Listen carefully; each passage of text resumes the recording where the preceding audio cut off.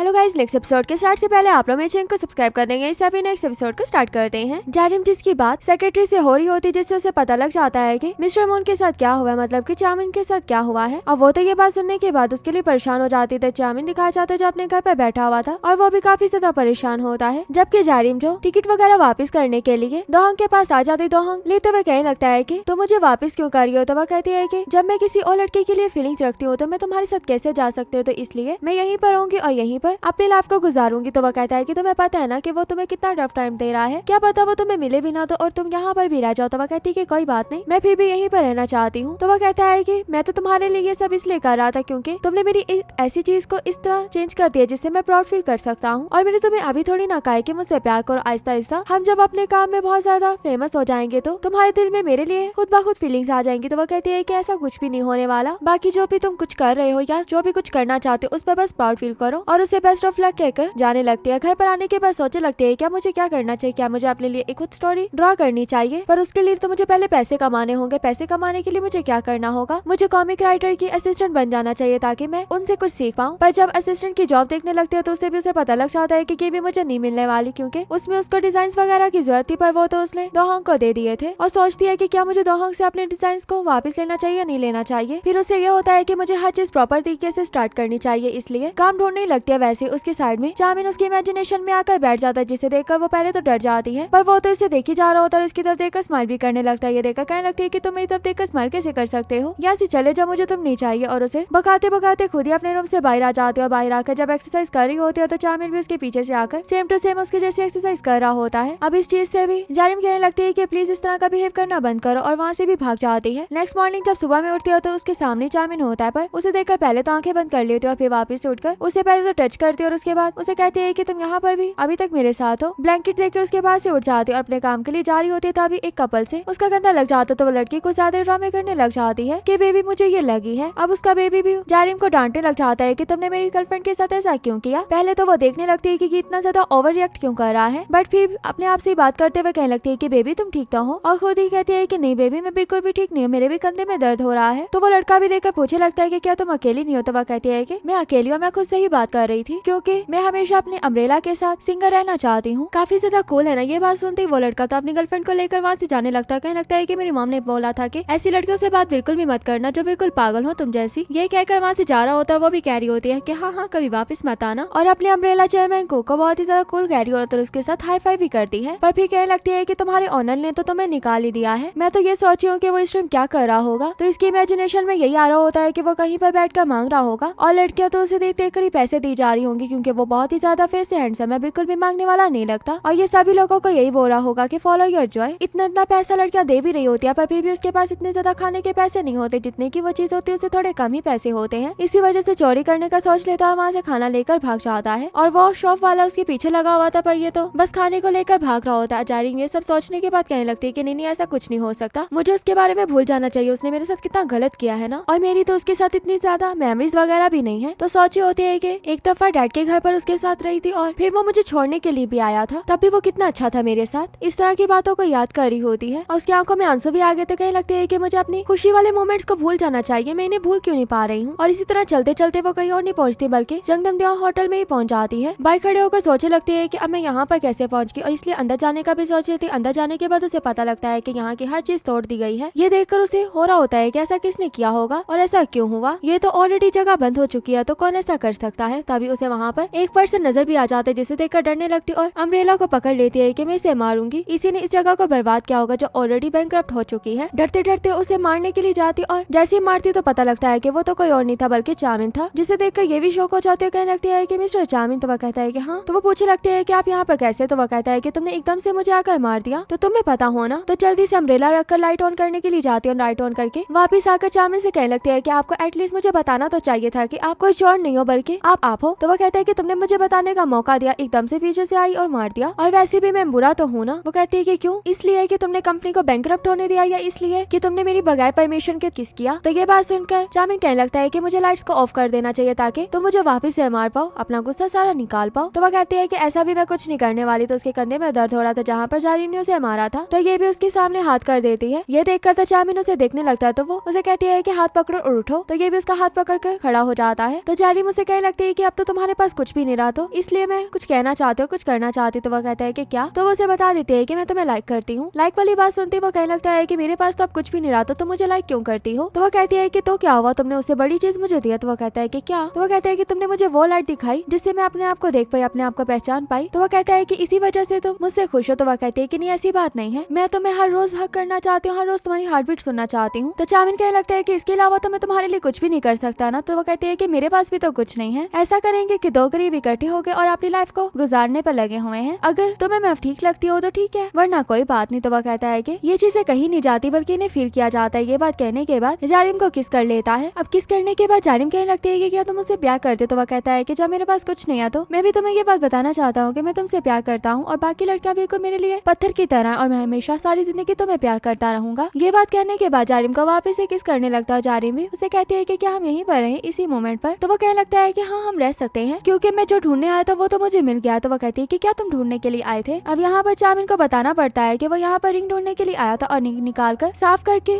उसके सामने ही कर देता है और दिखाया जाता है कि अंधेरे में बैठकर किस तरह वो अपनी रिंग को ढूंढ रहा था। फाइनली उसे रिंग मिल गई थी और जिस दिन वो फ्लावर्स वगैरह लेकर आता जब आगे से दाना उसे मिल गई थी उस दिन उसने जारिम को प्रपोज करने का प्लान किया हुआ था। ये बात वो जारिम को बता रहा होता है और उसे प्रपोज करने के बाद रिंग भी पहना देता है। जारिम भी उसे कुछ भी नहीं कहती। तो जारिम उसे कहने लगते है कि तुम तो एक प्रिंस से भी ज्यादा प्यारे हो। तो वह कहता है कि बाद में इस बात को लेकर रिग्रेट मत करना। तो वह कहते हैं कि मैं क्यों करूंगी। अब यहाँ पर चामिन उसे कहता है कि मैं तुम्हें काफी टाइम से ये बात बताना चाहता था कि जब मैंने तुम्हें पहली बार देखा था तभी तो मुझे अच्छी लगी थी। ये बात कहकर उसे आई लव यू कहता है और वो भी उसे आगे से आई लव यू कहती और चामिन को हक कर लेती है। अब दोनों खाने के लिए आते हैं तो जारिम उसे कहती है कि क्या तुमने कुछ खाया भी नहीं है? तो वो कहता है कि नहीं, बहुत ही ज्यादा मासूम सा उसने फेस बनाया होता है। अब दोनों साथ में खाना ऑर्डर कर लेते हैं और काफी ज्यादा खाना ऑर्डर करके बैठ गए तो साथ में बैठकर खाने लगते हैं। जारिम तो उसके साथ रहकर काफी खुश होती है जबकि सारे पैसे उसने खुद ही देने थे और फिर उसको अपने साथ घर पर भी ले आती क्योंकि उसके पास अब घर भी नहीं रहा था। उसकी मॉम सिस्टर्स देखते रह जाते हैं कि इतना प्यारा लड़का ये कहाँ से लेकर आ गई है और उसकी मॉम कहने लगती है कि ये तो बहुत ही ज्यादा गुड लुकिंग है और चामिन भी उन लोगों से ग्रीट करता और बताता है कि मैं जारिम का बॉयफ्रेंड हूँ। ये बात सुनकर वो और भी ज्यादा शौक होते हैं बट हवाजिन कहने लगते हैं कि चाहे ये प्यारा और इसका बॉयफ्रेंड है पर इसके पास तो रहने को जगह भी नहीं है, ये तो यहाँ पर सोने के लिए आया क्योंकि ये बात जारिम ने बता दी थी कि एक रात यहाँ पर गुजारने के लिए आया है। तो जारिम कहने लगते है कि तुम इससे ऐसे नहीं बात कर सकते, ये जंगम देव हेवन का सीई हो रहा है। तो वह कहती है कि अब तो नहीं रहा ना, अब तो ये अमीर से गरीब हो गया बिल्कुल। तो उसकी मामों से डांटे लगती है कि हवाजिन क्या तुम चुप नहीं रह सकती, मैनर्स में रहो। और उसकी माम तो उससे काफी अच्छे से बात कर रही होती है और पूछे लगती है कि क्या तुम रात का खाना खाओगे? तो वह कहता है कि नहीं हम खाकर आए हैं। और जारिम कहती है कि यहाँ पर बस रात गुजारने के लिए आया। ये बात सुनते ही जारिम की माम समझ आती है कि अब हमें यहाँ से जाना चाहिए, इसलिए कहने लगती है कि मुझे नींद आ रही है और वहाँ से जाने लगती है पर साथ में उनकी बेटियां नहीं जा रही होती। तो पहले वाली बेटी को मारती है कि तुम मेरे साथ चलो और दूसरी वाली से भी कहती है कि तुम भी मेरे साथ करो, जबकि हवाजिन कहते हैं कि मॉम हमें शो को कंप्लीट कर लेना चाहिए। तो वह कहती है कि नहीं तो मेरे साथ चलो और बस बुक रीड करो। ये कहकर उसे भी अपने साथ ले जाती और रूम में जाने के बाद डोर को तो क्लोज करने लगती है पर उससे पहले जारिम को आंख मारती है कि तुम दोनों साथ में काफी अच्छे से रहना। वो भी आगे से आंख मारती है अपनी मॉम को और उसकी मॉम कर्टन्स वगैरह भी आगे कर देती है। अब वहीं पर उनको बिस्तर लगाना पड़ता है जहाँ पर चामिन बैठा तो होता है पर कहने लगता है कि क्या मुझे यहाँ पर सोना होगा? तो वह कहती है कि यहाँ पर क्या तुम कंफर्टेबल नहीं होगे? तो वह कहता है कि नहीं ऐसी बात नहीं है, बल्कि अगर तुम मेरे सामने होगी तो इस तरह तो मैं अनकंफर्टेबल होऊंगा ना। तो वह कहती है कि ठीक है मैं अपने रूम में जा रही हूँ पर वो उसे जाने भी नहीं देता और पकड़ लेता है और जब चिक पर एकदम से किस देता है तो वो कहने लगती है कि कोई हमें इस तरह देख लेगा। तो वह कहता है कि अभी तक तो सब सो गए होंगे और तुम भी मेरे साथ लेटो और उसको ब्लैंकेट में लेकर लेट जाता है और यहीं पर हमारा ये पार्ट भी एंड हो जाता है। वीडियो अच्छी लगे तो वीडियो को लाइक करना।